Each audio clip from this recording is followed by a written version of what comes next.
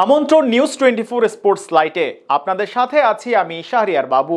চলুন দর্শক জেনে নেই আজকের খবরের বিস্তারিত রিপোর্টে।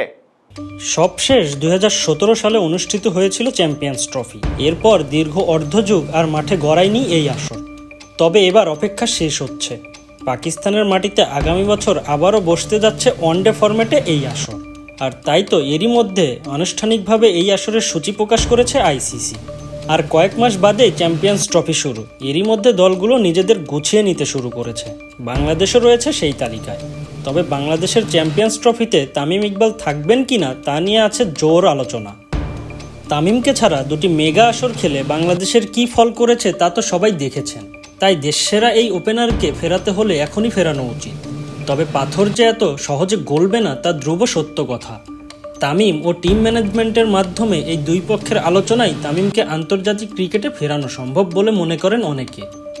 তবে এই আলোচনায় সবচেয়ে বড় আলোচক হতে পারেন হেড কোচ চন্দিকা হাথুরুসিংহে। হাথুরু বাংলাদেশ দলের হেড কোচ। তার প্রয়োজন অনুযায়ী দল সাজানো হয় বড় বড় আসরের আগে। আর তাই হাথুরুসিংহে যদি মনে করেন চ্যাম্পিয়ন্স ট্রফি দলে তামিমকে ফেরানো উচিত, তাহলে অবশ্যই তামিম ফিরবেন এবং ফেরার সম্ভাবনা রয়েছেও। তামিমকে হাতুড়ির প্রয়োজন এটা বড় কথা নয়, দলের প্রয়োজনেই ফেরানো উচিত তামিম ইকবালকে। বর্তমান সময়ে বাংলাদেশে পরীক্ষিত কোনো ওপেনিং জুটি নেই বললেই চলে। সৌম্য সরকার, তানজিদ তামিম দুজনের কেউই ফর্মে নেই। অভিজ্ঞতায় তামিমের সামনে এই দুজনের কেউই টিকবে না। আর আন্তর্জাতিক ম্যাচগুলোতে অভিজ্ঞতা অনেক বেশি গুরুত্বপূর্ণ। আর এটা মাথায় রেখেই তামিমকে দলের সঙ্গে অন্তর্ভুক্ত করা যেতে পারে বলে মনে করেন অনেকে। লিটন দাসের সাথে নিয়মিত ওপেনিংয়ে তামিম ইকবাল থাকলে অভিজ্ঞতার পাশাপাশি দলও স্ট্রং হবে। চ্যাম্পিয়ন্স ট্রফির আগ মুহূর্তে তাই তামিমকে ফেরানোর তোড়জোড় করা উচিত।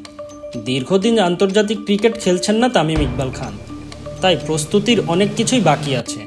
2025 চ্যাম্পিয়ন্স ট্রফিতে তামিম ইকবালকে রাখতে হলে টিম ম্যানেজমেন্টকে এখনই তামিমের প্রস্তুতির দিকে নজর দিতে হবে। তবে অনেকেই তামিমের এই ফেরা নিয়ে দ্বিমত জানাতে পারেন। বলতে পারেন, যিনি এতদিন ধরে আন্তর্জাতিক ক্রিকেটের বাইরে আছেন তাকে নতুন করে প্রস্তুত করে দলের সাথে আনার কি দরকার? তার জায়গায় নতুন কাউকে ট্রাই করলেই তো হয়।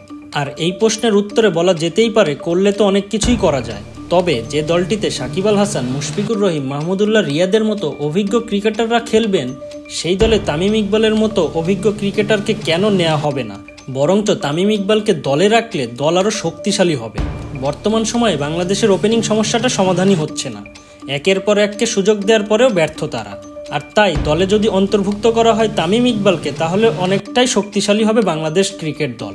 অন্তত ওপেনিং সমস্যা দূর করার জন্য তাকে দলে নেওয়া অত্যন্ত জরুরি। বাকিটা বিসিবির চোখ ও সিদ্ধান্ত কমিটির উপর নির্ভর করবে। তবে কি 2025 চ্যাম্পিয়ন্স ট্রফি দিয়ে আবারও মাঠে ফিরবেন তামিম ইকবাল? আপনাদের মতামত তুলে ধরুন।